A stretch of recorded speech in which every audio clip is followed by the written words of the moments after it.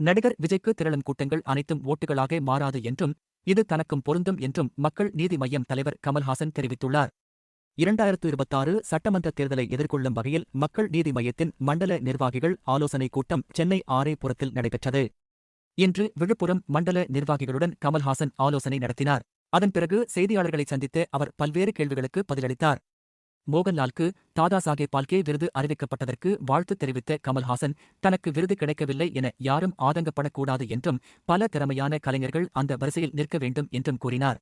நடிகர் விஜய்க்கு வரும் கூட்டம் ஓட்டாக மாறுமா என்ற கேள்விக்கு, கண்டிப்பாக இந்த கூட்டம் ஓட்டாக மாறாது. இது விஜய்க்கு மட்டுமல்ல, எனக்கும் இந்தியாவின் அனைத்து அரசியல் தலைவர்களுக்கும் பொருந்தும் என்று கூறினார். மக்களுக்கு சேவை செய்ய அரசியல் வரும் நடிகர்களை பொதுமக்கள் இன்னும் அரசியல்வாதியாக பார்க்காமல் சினிமா நடிகராகவே பார்க்கிறார்களா என்ற கேள்விக்கு, என்னை ஏன் ரசிகர்கள் தேடி வந்தார்கள் என்பதை அவர்களிடம்தான் கேட்க வேண்டும் என்றார். விஜய்க்கு என்ன ஆலோசனை வழங்க விரும்புகிறீர்கள் என்ற கேள்விக்கு, நல்ல பாதையில் செல்லுங்கள், தைரியமாக முன்னேறுங்கள், மக்களுக்காகச் செய்யுங்கள் என்று கூறினார். மேலும், எந்த இடத்தில் வைக்க வேண்டுமோ அந்த இடத்தில் உங்களை வைப்போம் என்று மக்கள் சொல்வார்கள். அதுதான் என்னுடைய வேண்டுகோளும் என்று தெரிவித்தார். திமுக கூட்டணியில் இரட்டை இலக்க தொகுதிகளை கேட்பது குறித்த கேள்விக்கு, எங்களுடைய எதிர்பார்ப்பை உங்களிடம் கூறுவேனா என்று பதிலளித்தார். திமுகவுடன் நெருக்கமாக இருப்பதாகவும் அந்த கட்சி கண்ணியமாக நடப்பதாகவும் அவர் கூறினார். எங்கள் தகுதியை நிரூபித்துக் கொண்டு இதற்கு ஏற்றவாறு தொகுதி கொடுங்கள் என கேட்பதுதான் நியாயமாக இருக்கும் என்றும் தெரிவித்தார். எத்தனை கட்சிகள் வந்தாலும் எந்த தலைவர்கள் வந்தாலும் மக்கள் வெளியே வர வேண்டும். உங்கள் வாழ்க்கையை குத்தகைக்கு விட்டுவிட வேண்டாம் என்றும் அவர் மக்களுக்கு வேண்டுகோள் விடுத்தார். தாதா சாஹேப் பால்கே விருது வழங்கியிருக்காங்க உங்க நண்பர், எப்படி பாக்குறீங்க? சிறப்பான ஒரு விஷயம். எத்தனையோ பேர் காத்துட்டு இருக்காங்க. அதுல இவர் கிடைச்சதுல எங்களுக்கு பெருமை. ஏன்னா இந்த நாடு ரொம்ப திறமையான நாடு. எனக்கு கிடைக்கல உனக்கு கிடைக்கலங்கிறது போட்டிக்கு இடம் இல்லாம அத்தனை பேர் கியூல நிக்கிறாங்க, தகுதியுள்ளவர்கள். யாருக்காவது என்னுடைய சகோதரருக்கு கிடைச்சதுல எனக்கு மகிழ்ச்சி. மக்களுக்காக அரசியல் வரக்கூடிய நடிகர்களை அரசியல்வாதியாக பார்க்காம அவருக்கான கிரேஸாக தான் பாக்குறாங்கன்னு சொல்லி விஜய்க்கான கூட்டத்தை தொடர்ச்சியா பேசிட்டு இருக்காங்க. அவருக்கு முன்னோடியே நீங்க அதை எப்படி பாக்குறீங்க சார்? அது எங்க கட்சிக்காரங்களை கேட்டா தெரியும், அவங்க சொல்லுவாங்க. நான் பதில் சொல்றதை விட ஏன் என்னை நாடி வந்தார்கள், நான் சினிமாக்காரன், படம் நல்லா ஓடுது ஓடலை, அதுக்காக வரோம் அப்படிங்கிறது இல்லைன்னு நினைக்கிறேன் நான்.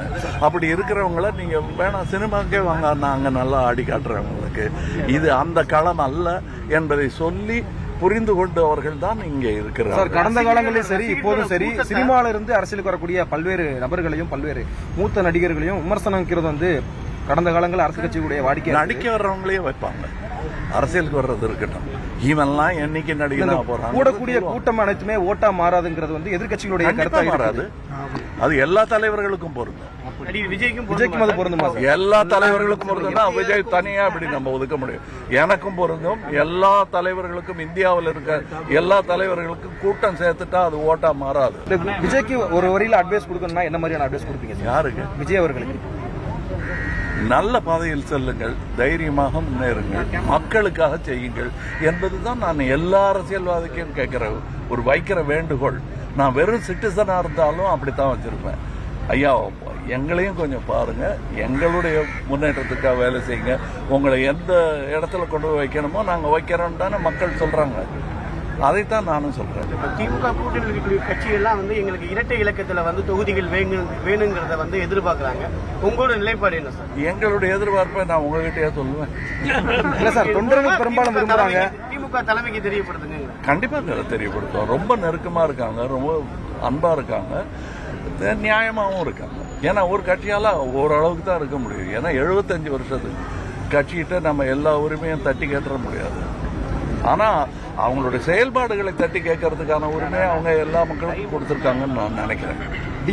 அதுல ஒருத்தர் நான் கேட்கலாம், பட் இது கொடுங்க அது கொடுங்கன்னு அவங்க எப்படி 75 வருஷமா இருக்கிறவங்க. எங்கள் தகுதியை நிரூபித்துக் கொள்வோம், இதற்கானதை நீங்கள் கொடுங்கள் கேட்கறது தான் நியாயமா இருக்கும். நடிகர் விஜய் வருகைக்கு பிறகு சிறிய கட்சிகளுக்கு ஒரு பெரிய வரப்பிரசாதமா அவரை பாக்குறாங்க. அவங்களுக்கு கூடுதலா ஒரு அணி இருக்குதாங்க, அவங்கள்ட்ட போகலாம் அப்படின்னு பாக்குறாங்க. நல்லதுதானே. நான் நேத்திக்கும் சொன்னது தான் சொல்றேன். எத்தனை பேர் அரசியலுக்கு வந்தாலும் நல்லது, முக்கியமா மக்கள் வர வேண்டும். அதுதான் என்னுடைய வேண்டுகோள். வேண்டி வேண்டி கேட்கறது எந்த தலைவர்கள் வேணாலும் வரட்டும், ஆனா மக்கள் தயவு செய்து நீங்க வெளியே இறங்கி வாங்க. ஒரு நாள் தானே, பண்டிகை மாதிரி நினைச்சுக்கோங்க. அது நிஜமாவே உங்கள் அந்த 5 வருடத்தை பண்டிகையாக மாற்றக்கூடிய ஒரு வாய்ப்பு மக்களுக்கு கிடைச்சிருக்கிறது. அதை குத்தகைக்கு விட்டுறாதீங்க.